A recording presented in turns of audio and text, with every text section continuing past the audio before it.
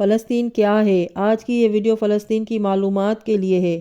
مسلمانوں کا قبلہ اول ابراہیم علیہ السلام نے فلسطین کی طرف ہجرت فرمائی۔ یہ سرزمین انبیاء کرام کی رہی ہے۔ حضرت موسیٰ علیہ السلام نے اپنے ساتھیوں سے اس ملک میں یہ کہا تھا کہ اس مقدس علاقے میں جاؤ کیونکہ یہ انبیاء کرام کی سرزمین ہے۔ اللہ تعالیٰ نے حضرت لوط علیہ السلام کو اس عذاب سے نجات دی جو اس کی قوم پر اسی جگہ نازل ہوا تھا۔ حضرت زکریا علیہ السلام کا محراب بھی اسی جگہ تعمیر ہوا اور حضرت داؤد علیہ السلام نے اسی جگہ قیام کیا اور اسی جگہ اپنا ایک محراب بھی تعمیر کیا۔ حضرت سلیمان علیہ السلام بھی اسی جگہ بیٹھ کر ساری دنیا پر حکومت کرتے تھے۔ فلسطین یہی وہ جگہ ہے جہاں پر معجزات وقوع پذیر ہوئے، جہاں کنواری حضرت بی بی مریم علیہ السلام کے بطن سے حضرت عیسیٰ علیہ السلام کی ولادت ہوئی۔ جب حضرت عیسیٰ علیہ السلام کو ان کی قوم نے قتل کرنے کا ارادہ کیا تو اللہ تعالیٰ نے حضرت عیسیٰ علیہ السلام کو اسی پاک سرزمین اور پاک جگہ سے زندہ اٹھا لیا۔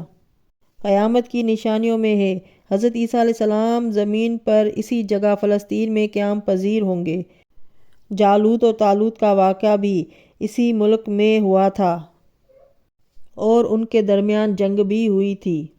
فلسطین کے شہر میں ہی باب لوط کے مقام پر حضرت عیسیٰ علیہ السلام دجال کو قتل کریں گے۔ فلسطین سے ہی یاجوج ماجوج کا ظہور ہوگا اور یاجوج ماجوج اسی جگہ سے ہی فساد کا کام شروع کریں گے۔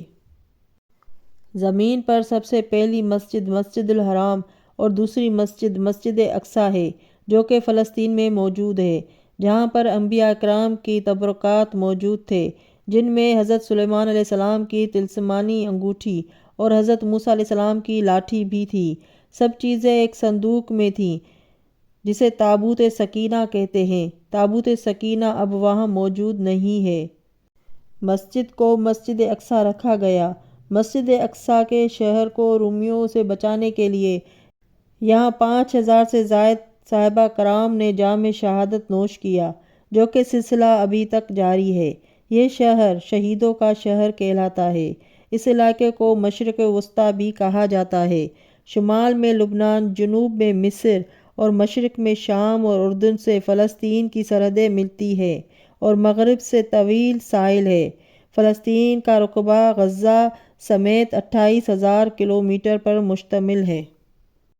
پاک گھر امت مسلمہ کا قبلہ اول یروشلم اور اس کی عبادت گاہ، اس کی بنیاد حضرت داؤد علیہ السلام نے رکھی اور تکمیل اس کی بیٹے حضرت سلیمان علیہ السلام نے کی۔ عام طور پر شہر یروشلم کو بیت المقدس ہی کہا جاتا ہے۔ یہ ان شہروں میں سے ایک ہے جن میں بنی نوع انسان عزت و احترام کی نگاہ سے دیکھتے ہیں، جس کا ذرہ ذرہ مقدس ہے۔ اکثر انبیاء کرام اسی شہر میں محبوس ہوئے۔ یہ شہر مسلمانوں، عیسائیوں، یہودیوں کے لیے یکساں متبرک ہے۔ ہجرت کے بعد حضرت محمد مصطفیٰ صلی اللہ علیہ وآلہ وسلم صحابہ کرام کے ساتھ 17 ماہ تک اسی کی طرف رخ کر کے نماز پڑھتے رہے۔ جب آپ صلی اللہ علیہ وسلم معراج کے لیے گئے تو یہی مقام پہلی منزل رہا۔ اس مقام پر حضور صلی اللہ علیہ وآلہ وسلم نے سابق انبیاء کرام کی امامت کرائی اور یہاں حضرت داؤد علیہ السلام، سلیمان علیہ السلام اور کئی انبیاء کرام کے مقبرات ہیں۔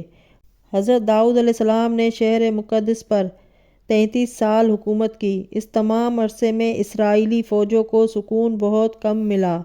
البتہ ان جنگوں کا نتیجہ بنی اسرائیل کے حق میں اس لیے بہت زیادہ مفید رہا کہ بنی اسرائیلی جو قبائلی عصبت کا شکار تھے، مختلف قبیلوں میں بٹے ہوئے تھے، ایک قوم بن گئے۔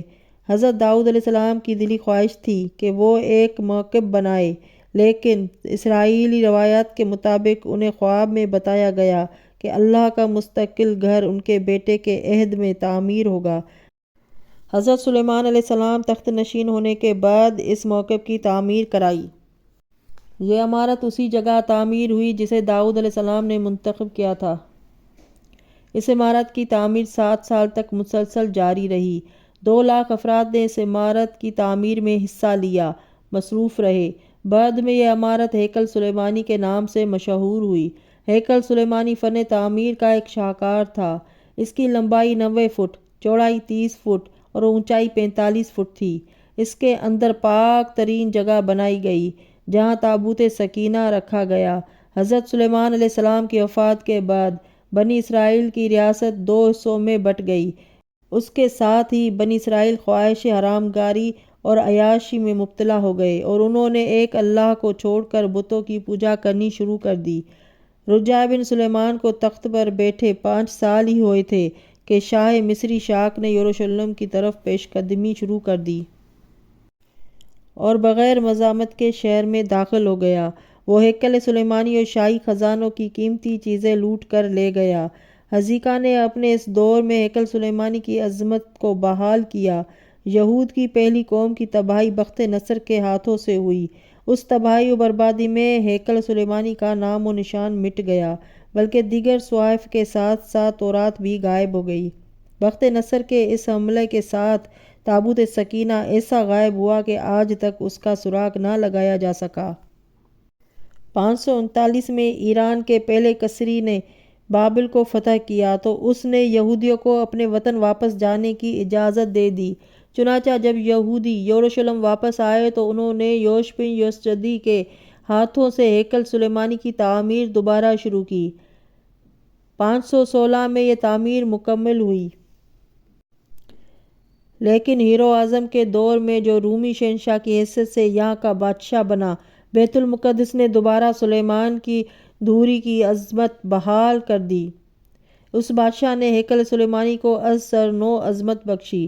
70 عیسوی میں جب رومی شہنشاہ شہر میں داخل ہوا اور رومی سپاہی یہودیوں کا تعاقب کرتے ہوئے ہیکل کے اندرونی صحنے میں داخل ہوئے تو ایک یہودی نے جلتی ہوئی مشعل ہیکل کے اندر پھینک دی، جس سے ہیکل میں آگ بھڑک اٹھی اور یہ جل کر راکھ ہو گیا۔ اس مرتبہ ہیکل کی تباہی خود یہودیوں کے ہاتھوں سے ہوئی۔ دوبارہ جب ہیکل تیار ہوا تو رومیوں نے اسے گرا کر اس کی جگہ ہل چلا دیا۔ اس بات کو فرنگی مورخین اور ماہرین آثار قدیمہ تسلیم کرتے ہیں۔ یہ مقدس شہر مسلمانوں، عیسائیوں، یہودیوں کے عقیدتوں و عبادتوں کا مرکز ہے۔ مسجد اقصیٰ اکثر و بیشتر مسجد کا احاطہ مشرقی پہاڑی، اس کو مسلمان حرم شریف اور یہودی بیت اللہ کے نام سے پکارتے ہیں۔